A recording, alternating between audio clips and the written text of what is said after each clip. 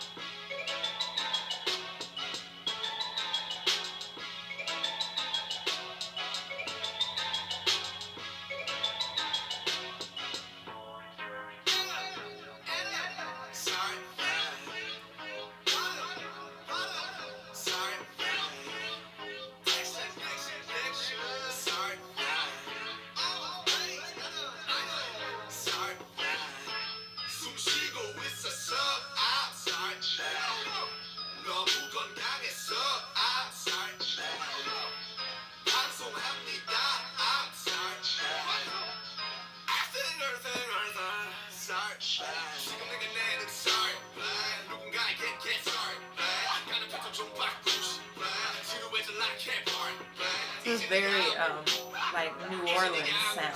Damn. Rap there.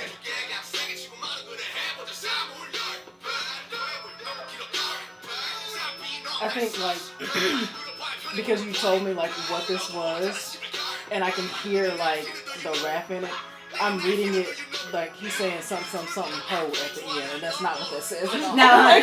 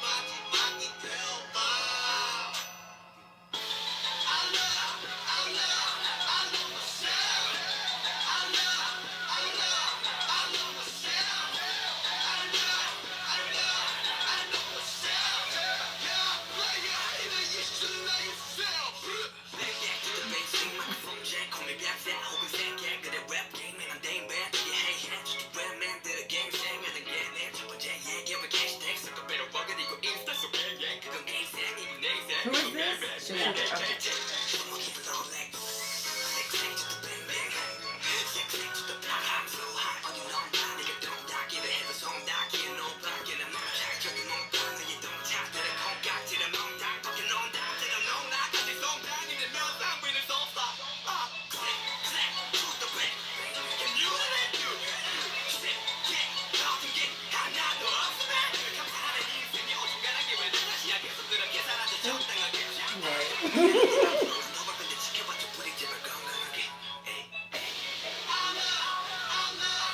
Suga is the one who said in the other cipher, whether you're a man or a woman, you get turned on by my tongue.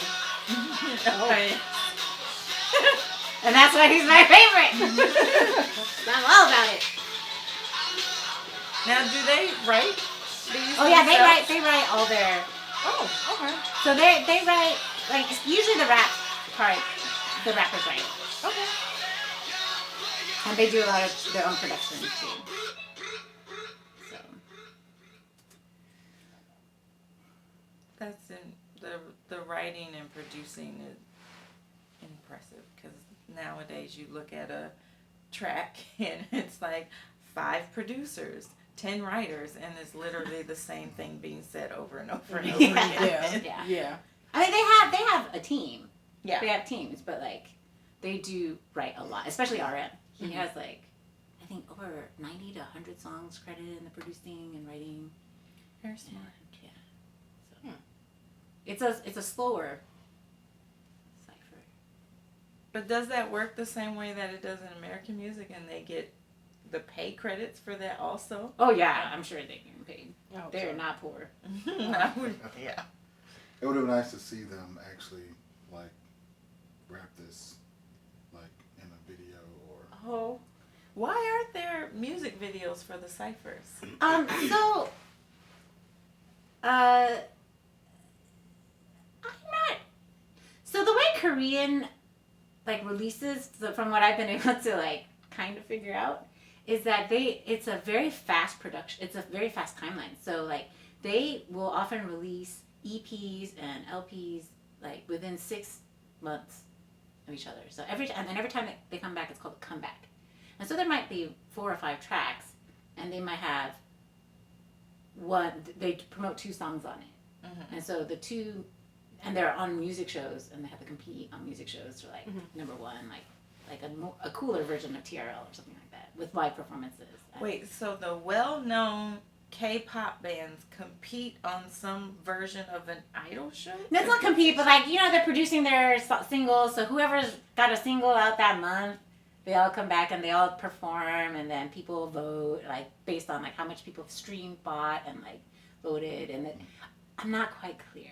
So like, even though they have like established careers, they go back and do that? Because that's how you promote. That's like making the round of talk shows. I so didn't know right, like that part of this. And so they're like, they don't go to sleep. So when they have a new release, they're at a different music show every single night. Oh, how many so that music means shows are there's so many, I guess. But then basically they perform, like they record. So the fans show up and they start recording from like mid like 11 p.m. to like 3-4 in the morning, and their fans show up, and that's why they're so good to their fans, because they didn't used to be popular. They didn't start becoming kind of popular in the U.S. until like 2015, 2016.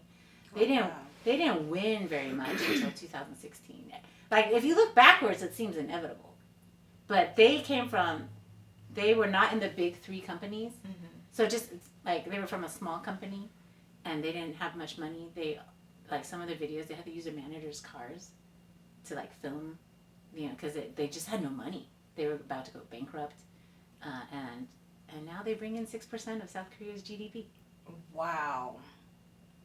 Yeah, that's a shit ton. Wow. So they were constantly made fun of.